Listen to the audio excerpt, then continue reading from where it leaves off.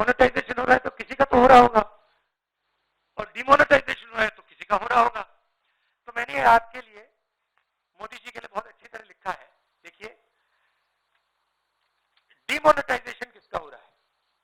किसानों का हो रहा है, मजदूरों का हो रहा है, जो छोटे दुकानदार हैं, मिडिल साइज बिजनेस वाले हैं, स्मॉल बिजनेस वाले हैं, उनका हो रहा है, एमएसएमईज का हो रहा है, सैलरीड क्लास सरकार के जो एम्प्लॉइज हैं उनका हो रहा है, और जो ईमानदार इंडस्ट्रियलिस्ट हैं उनका हो रहा है। अब मोनेटाइजेशन किसका हो रहा है? 4-5 नरेंद्र मोदी जी के जो मित्र हैं, उनको आप 4-5 कह दीजिए, उनको आप हम दो हमारे दो कह दीजिए, जो आप कहना चाहते हैं कह दीजिए। तो ये इकोनॉमिक ट्रांसफर हो रहा है। और बड़ी इंटरेस्टिंग बात निकली है, मैं सोच रहा था, मोदी जी कहते रहते हैं कि जीडीपी बढ़ रही है, फाइनेंस मिनिस्टर कहती है कि देखिए जीडीपी का प्रोजेक्शन ऊपर की ओर है। मैं समझ नहीं रहा हूं भाई, जीडीपी एक तरफ दौड़ रही है और फाइनेंस मिनिस्टर प्रधानमंत्री कहते हैं जीडीपी बढ़ रही है। फिर बात मुझे समझ आई, जीडीपी का मतलब क्या? गैस, डीजल, पेट्रोल, इनका ये कंफ्यूजन है।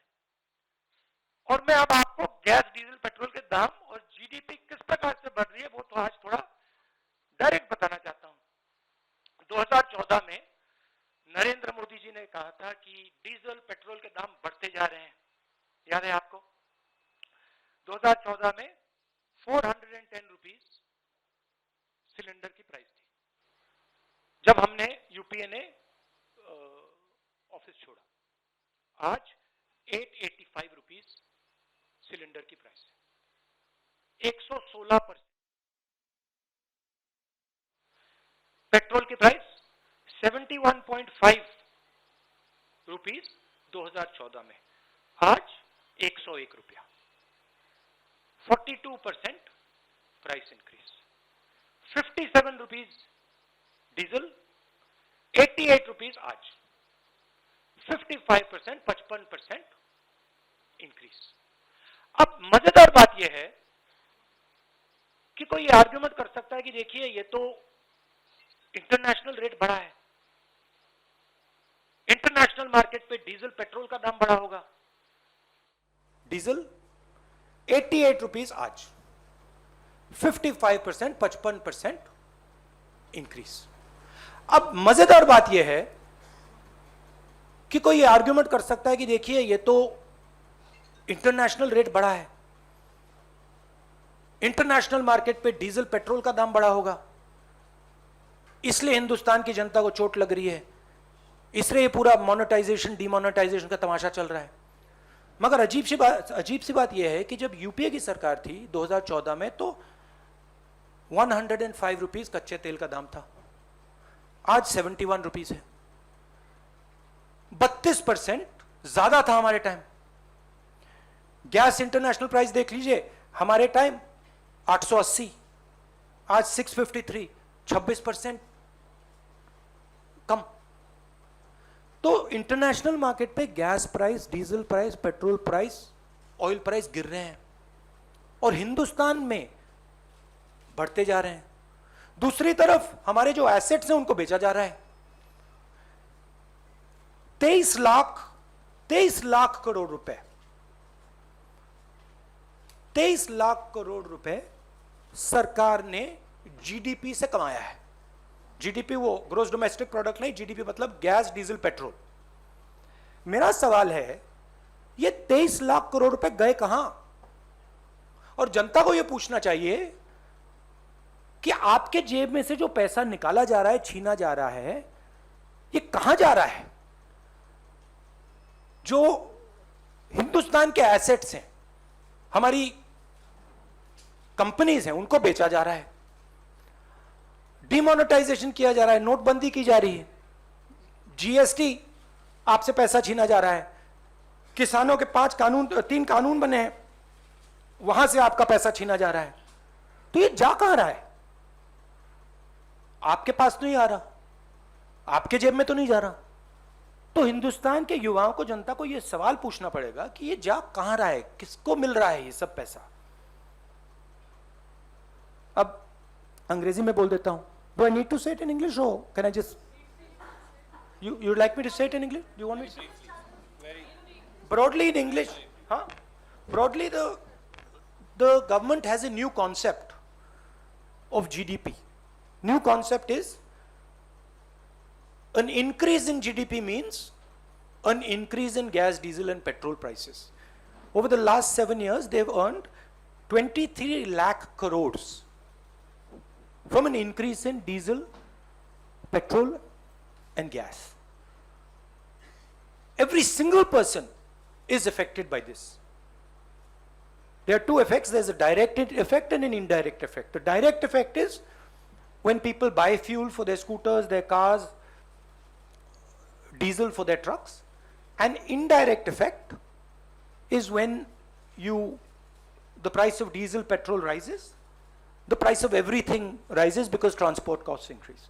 So the country is bearing a massive cost as a result of this dramatic increase. I just go into the details. In 2004, when we left office, gas price was 410 rupees a cylinder. Today it is 2014. The gas price was 410 rupees a cylinder. Today it is 885 rupees. 116% increase. Petrol was 71. It's now 101, 42% increase. Diesel was 57, now it is 88, a 55% increase. And the interesting thing is, people could argue that prices are rising, diesel, petrol prices are rising because international prices are rising, but that's not the case. Because crude oil prices were $105 when we were in power, and today they're $71. That's a decrease of 32%. Gas prices were $880 per metric ton. Today they are 653. That's a 26% drop. So the interesting thing is, there is demonetization taking place where the farmers, laborers, small traders, MSMEs, contract workers, salaried class, honest industrialists are being hit. And on the other side, there is dramatic monetization taking place where 3-5 big industrialists, friends of the Prime Minister, are being benefited. There is a transfer of wealth taking place from the poor, from the weak, to the Prime Minister's friends. This is what's going on. And this is what I wanted to raise today, and I wanted the young people of this country to think about this. This is about your future.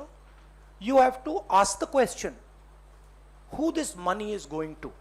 23 lakh crores have been taken out of your pockets, out of the pockets of farmers, laborers, poor people. Question is, where are they going? At the same time, we see the finance minister talking about monetization, where your assets, the assets of this country, are basically being given away at cut rate prices again to 3 or 4 of the Prime Minister's favorite people. So that's what I wanted to raise today. If you have some questions, I'm happy to answer them. I would like to keep the focus on price rise and on diesel petrol prices. Thank you, sir. Arun will begin with you.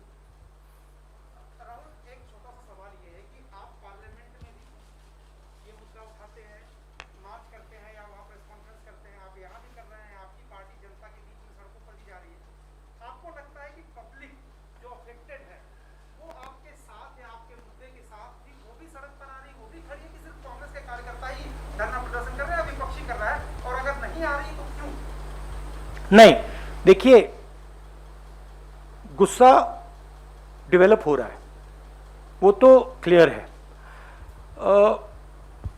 मगर दूसरी तरफ जो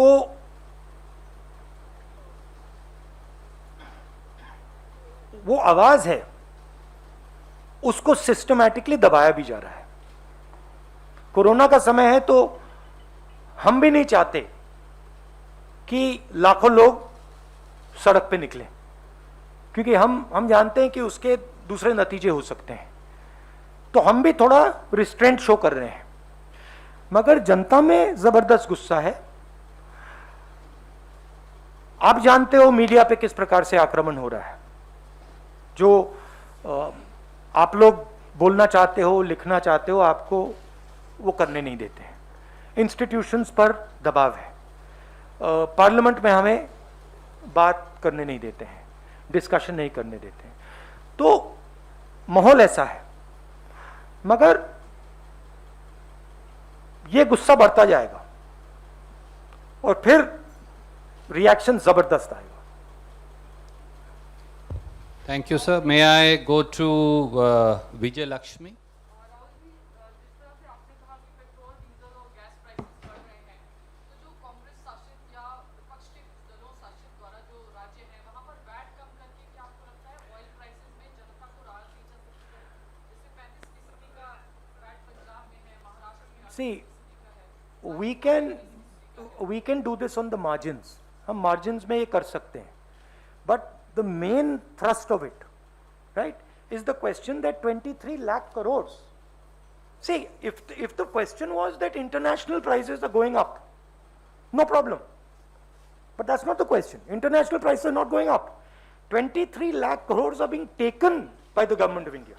It's not a question of what is Chhattisgarh government going to do, Punjab government going to do. The question is, what is happening to these 23 lakh crores? Why are the people being made to pay for this? ये जो 23 लाख करोड़ रुपया है, ये जनता के जेब से निकाल कर ट्रांसफर किया जा रहा है ना। सवाल तो वो है। आप कह रहे हो कि हाँ ठीक है, छत्तीसगढ़ गवर्नमेंट क्या करेगी, पंजाब गवर्नमेंट क्या करेगी, मगर सवाल वो नहीं है।